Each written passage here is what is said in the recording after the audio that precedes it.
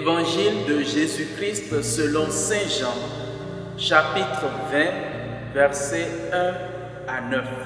Le premier jour de la semaine, Marie-Madeleine se rend au tombeau de grand matin. C'étaient encore les ténèbres. Elle s'aperçoit que la pierre a été enlevée du tombeau.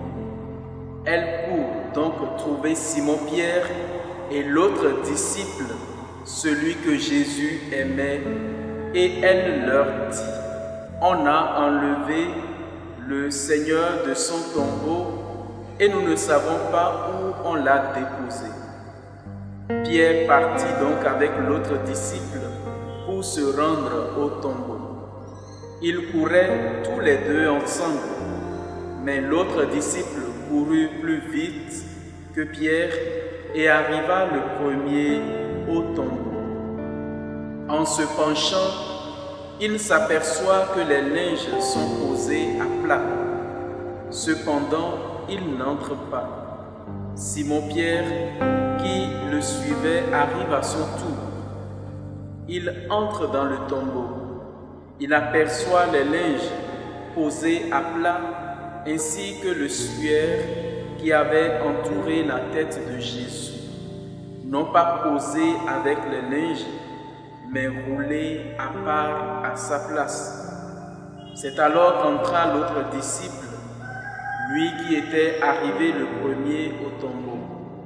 Il vit et il crut. Jusque-là, en effet, les disciples n'avaient pas compris que selon l'Écriture, il fallait que Jésus ressuscite d'entre les morts. Acclamons la parole de Dieu.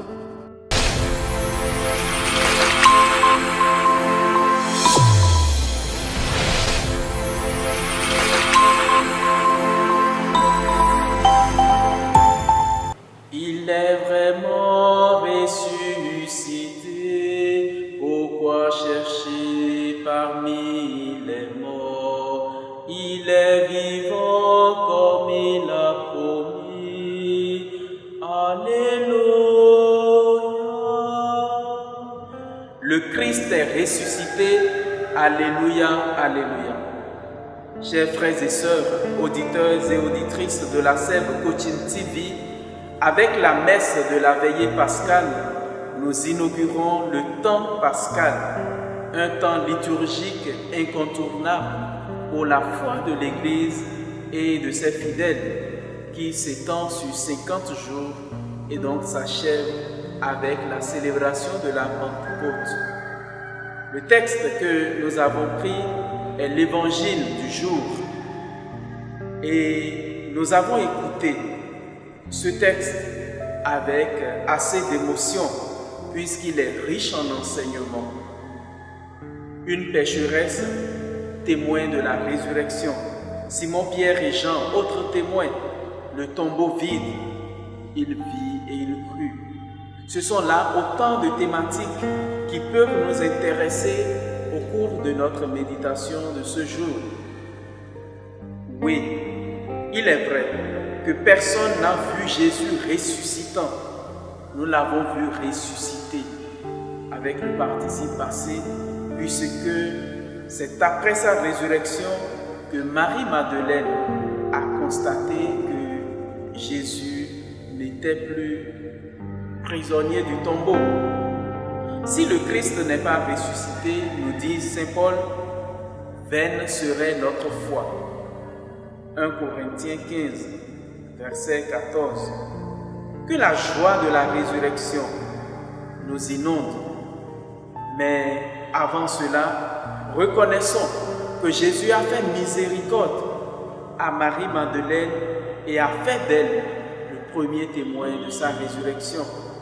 Cette femme pécheresse de qui il a chassé beaucoup de démons, mais qui aussi a connu la grâce de la conversion, devient celle qui annonce aux disciples, Pierre et Jean, les disciples que Jésus aimait, que le Christ n'est pas prisonnier ou n'est pas resté prisonnier du tombeau.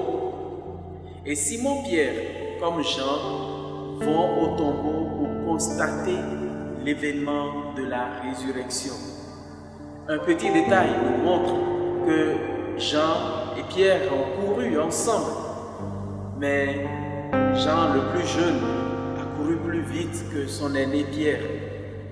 Mais devant le mystère de la résurrection, c'est Pierre, l'aîné, qui constate et approuve. Jean lui laisse la place d'entrer d'abord dans le tombeau et ensuite il entre à son tour. Le tombeau vide,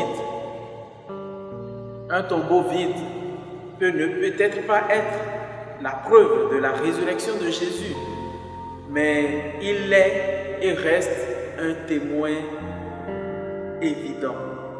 Parce que les tissus qui ont servi à garder le corps précieux de Jésus dans ce tombeau sont restés à leur place.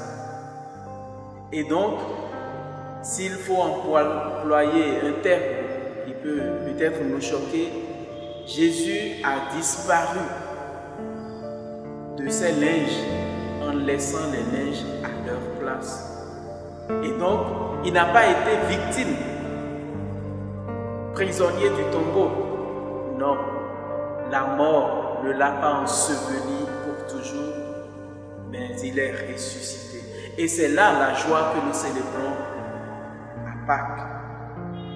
Que la joie de la résurrection donc soit en chacune de nos vies, afin que nos vies survivent dans la vie nouvelle du Christ ressuscité, lui qui est vivant pour les siècles des siècles. Le Seigneur soit avec vous.